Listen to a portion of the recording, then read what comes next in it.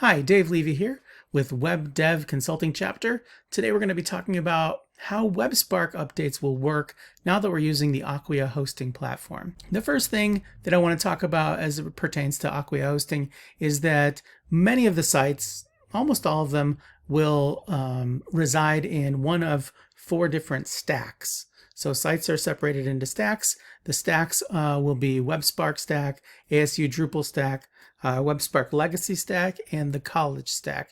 And you don't necessarily have to worry about this. We've already figured out which sites go in which stacks, but just understand that each stack has its own separate code base.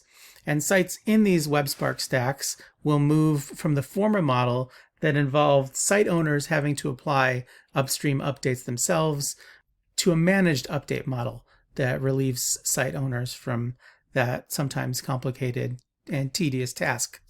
ET web developers will now perform site updates with the goal that they be as seamless to site users and site owners as possible. Site owners might be asked to test and verify cloned copies of their sites that have been updated in a test environment prior to release going to production. This will help guard against bugs and regressions. ET Web's going to maintain a release calendar with release dates and target Drupal versions. So what this will do is it'll enable our community and collaborators to ensure that their code is up to date and compatible with upcoming releases.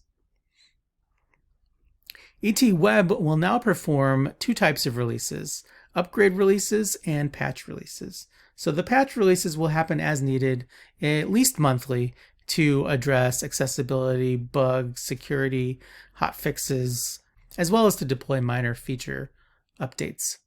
The larger updates will happen quarterly, so 4 times a year, and those will represent Drupal core upgrades and will announce the target Drupal version well in advance so that people that maintain code can make sure their code is compatible with the latest version of Drupal that's going to be included with those quarterly updates.